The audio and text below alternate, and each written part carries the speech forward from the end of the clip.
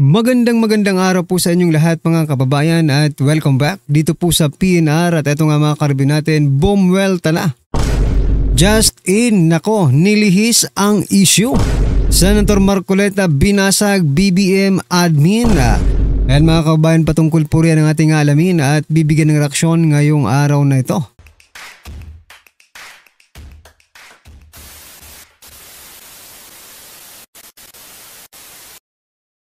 So yan mga kababayan, palike at pasubscribe po sa ating video ngayon. Ayan at eto nga, simulan na po natin ang mga nagte-trending na mga balita dito po sa mundo ng social media. At eto, President Bongbong Marcos Jr. mga kababayan, ako, pakinggan po ninyo ang kanyang sasabihin kung kayo po ay kontento, no? Dito po sa kanyang sasabihin ngayon. Nako, parang kasi para sa akin, parang nakaka-insulto po ito ito, pakinggan po ninyo ito mga kababayan. Tayo pa, cash assistance, ang binibigay natin ngayon, 5,000 para sa mga partially damaged na bahay at 10,000 para sa completely damaged na bahay. Para meron silang nagamit para tayo na naman sila ulit ng bahay. Are you sure, Mr. President? Di ba? 5,000 to 10,000 makakapagpatayo ng bahay? Sigurado ka? Pangkain nga lang yan, kulang pa. Diba? Sa loob ng ilang araw na hindi po sila makakapagtrabaho, yung 10,000 pong iyan ay pangkain lang yan. Hindi po yan makakapagpatayo ng isang bahay. Kahit kubo mga kababayan, mahirap pang makagawa.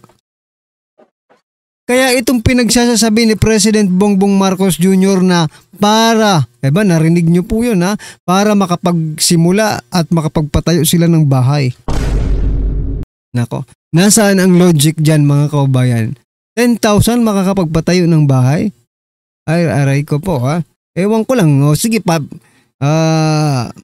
magpalit tayo ng sitwasyon. For example, kayo yung nabagyuhan, Mr. President, tapos kami po yung magbibigay sa iyo ng 10,000. Kaya nyo po bang gumawa ng bahay sa 10,000 lang? Yun yung question dyan mga kababayan, di ba? Wag lang tayong lulukohin kasi alam po natin kung gaano kamahal po ngayon ang mga bilihin, no? Bakit hindi nyo sabihin na lang na bigay na lang ng gobyerno pero magpatayo ng bahay sa 10,000? Nako po.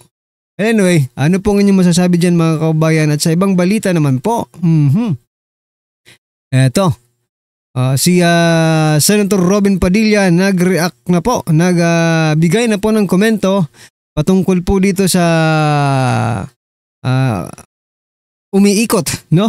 Na pag-aresto, umiikot sa social media na pag-aresto po kaya Senator Ronald Bato de la Rosa ng ICC. Sabi niya po dito, busy po ako ngayon sa pagsasaayos at paghahanda ng mga relief goods para sa parating na bagyo. Ayan bago nyo kami ipagkanulo, para maipakulong, magbanat muna tayo ng buto para makatulong sa kapwa.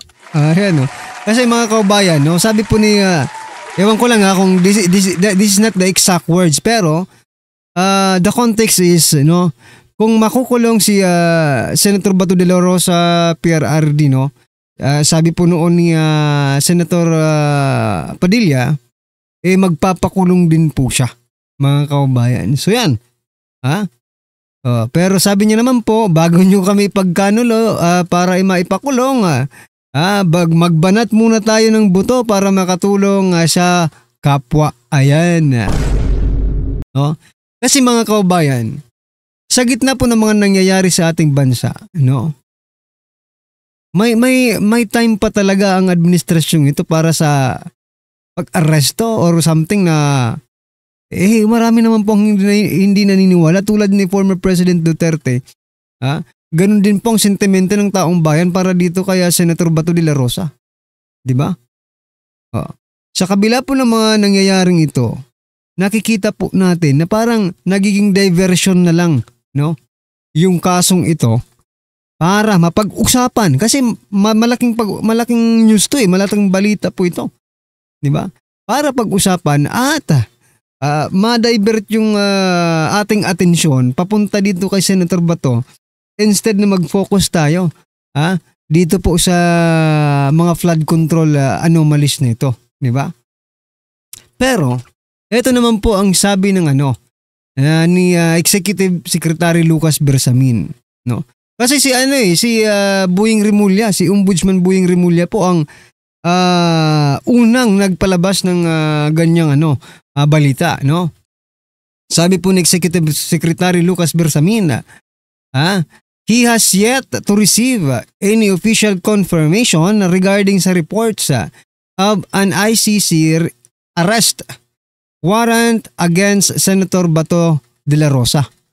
Wala pa raw. Maging si DALG Secretary John Vic Rimulya ay wala rin. Hindi nila kinukumpirma na meron na talaga. Or they confirm that there is none, mga kaubayan. Ang tanong dito, saan kumukuha ng impormasyon itong si Ombudsman Rimulya para magpakalat ng ganitong balita? At ano ang intensyon ng kanyang paglalabas ng ganitong balita? 'Di ba?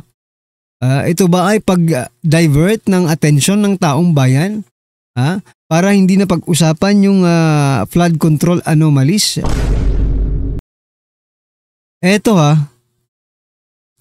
kahit po anong divert ninyo, malihis lamang ang usapan sa flood control corruption, no?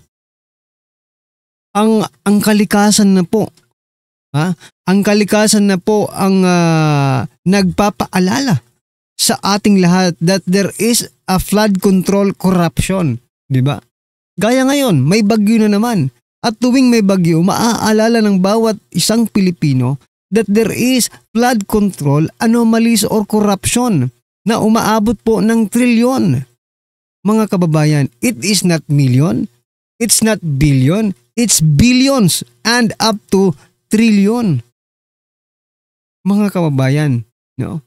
Kaya no effect po kung ang intensyon po ng pagbalitang ito na naglabas ng aresto, warrant of arrest, dito po kay Senator Bato de la Rosa is to divert the attention of the Filipino dito po sa flood control anomalies corruption, ay hindi po kayo magtatagumpay dahil ang kalikasan na po ang nagpapaalala sa taong bayan sa bawat bagyong dumadating sa ating bansa. Ang problema lang dito, sa bawat paalala nila, sa bawat paalala ng kalikasan, mayroon pong buhay na nawawala.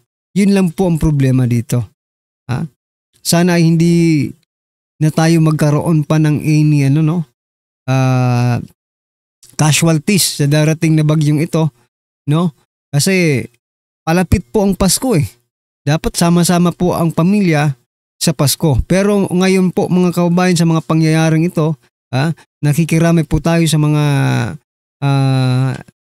biktima po ng bagyo, di ba? Tino, may mga pamilya pong hindi magpapasko ng sama-sama dahil po sa flood control corruption, mga kababayan, no?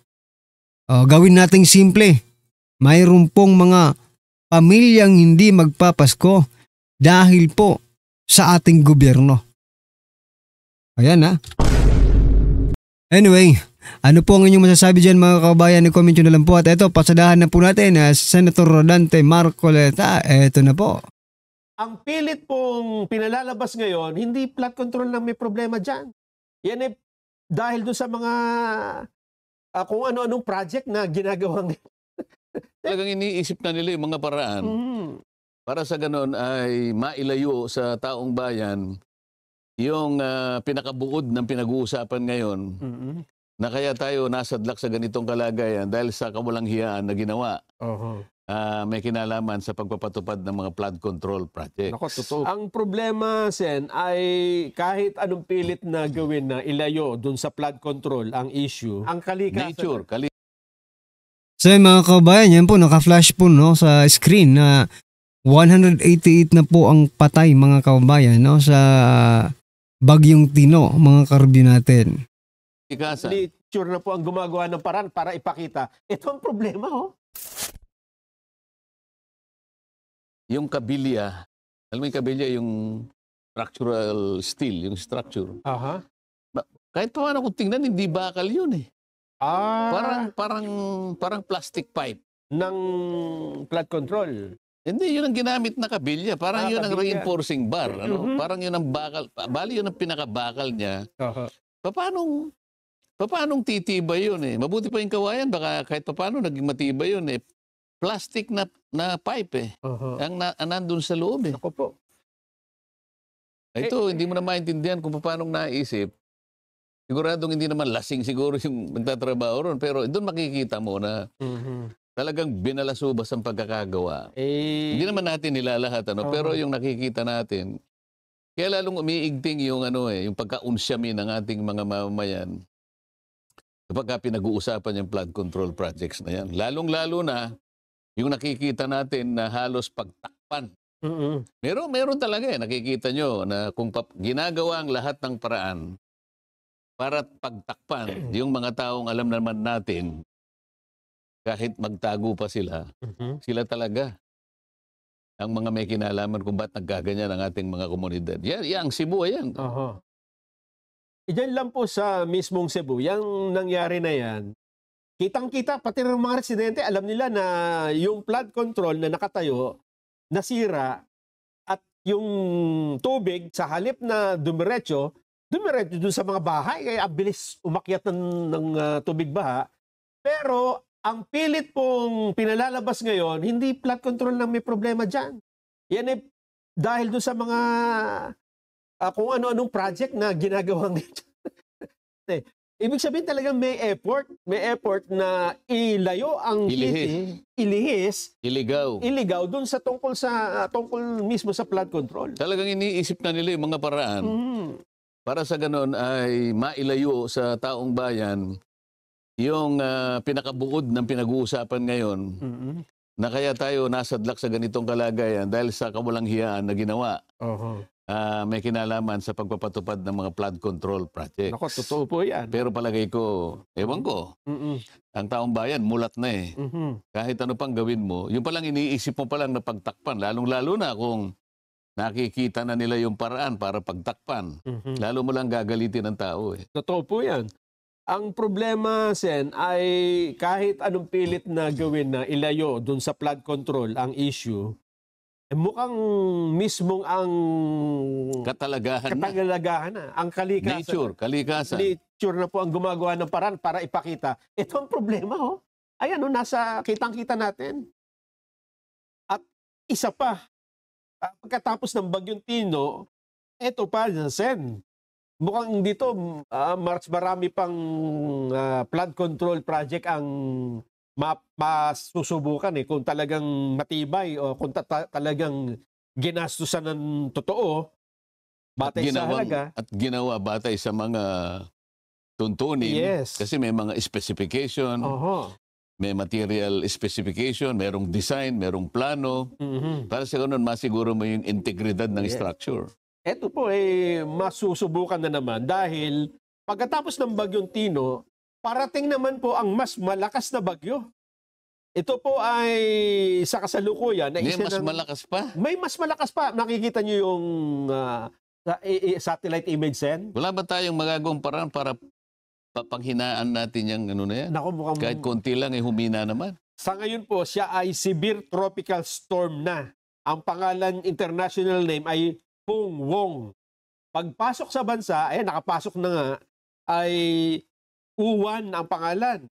Ang ibig daw sabihin ng uwan, ito daw po ay isang salitang Cebuano yata, ulan. Ang ibig sabihin. Hindi, siyempre letter U. Letter U. Letter U na yun. Uwan. Ang problema, Sen... Ano, Bisaya na yun? Yung... Hindi ba pangalan ng tao ang pinag-uusapan? Term daw po yun yung uwan eh. Hindi tao? Hindi po tao. Ulan ang ibig sabihin. Ulan? Ulan. Ngayon, Sen, ang malaking problema natin Pagka dito, sinabi ba nating ulan, hihina yan? Mawala yung hangin? mukhang malayong humina ito dahil ang forecast dito, Sen, mula sa pagiging severe tropical storm, magiging typhoon, and then magiging super typhoon. By, kung hindi Sunday, ay Monday. Nakakalungkot na naman yung balita na yan. Marami ka na namang mapapalungkot na mga tao niyan sa balita na yan, Nelson. Pero kailangan po nating malaman para makapaghanda ho sila eh. Dahil ang landfall daw po nito, Paparating na, paano mo pa ngayon, paano mo pa ayusin yung mga flood control? ayan, dito na magkakaalaman, Sen. Mukhang ililitaw na talaga ng kalikasan, ng katalagahan, kung nasan yung mga itinatagong flood control project. Ang isa daw ho na posibleng bagsakan o kung saan maglalandfall ang bagyong Uwan ay either sa pagitan ng Isabela at Aurora. Maaaring Linggo daw ho ng gabi o Lunes ng madaling araw. Or either dun sa dalawang lugar na yan o baka tumaas hanggang sa Isabela at saka Aurora. Pagitan daw po, Sen eh. O edi, nandyan din ang nandyan din yung Nueva Vizcaya, di ba? Quirino. Totoo po. Yan Nasa po yung, Eastern Seaboard yan, di ba? ang pinangangambahan nila dito, Sen, bukod dun sa ulan, yung matinding hangin at storm surge dito sa ang tatamaan ay Northern at Central Luzon, kabilang ang Cagayan Valley, Cordillera, at mga karatig pang lalawigan ng Ilocos Norte. Dapat to ay paghandaan natin ito. Hindi lang siya ang naging problema, Sen, dito sa Cebu. Naghanda naman ang mga tao eh. Ang totoo niyan, may mga report tayo bago pa dumating ang bagyo, namili na sila ng mga pagkain, lumekas na yung iba sa mga matataas na lugar. Inabot pa rin dahil hindi nila alam na yung lugar nila na dating hindi binabaha, babahain ng ganong katindi, kabilis, dahil nga dun sa mga nasirang flood control project. So paano kaya paghahandaan ngayon ito? Super typhoon naman ito. Yun ang magiging malaking problema natin, lalo na hindi tayo nakasisiguro kung ginawa nga ba yung mga flood control project ng tama. Sen, mga kabayan, ingat-ingat po tayo dito po sa bagyong Uwan. Lalo na po yung mga tatamaan po ng bagyo. Ingat-ingat po kayong lahat. Yan mga kabayan, ano po ang inyong opinion, reaksyon patungkol po sa video nito? Comment nyo na lang po sa baba. Maraming salamat po.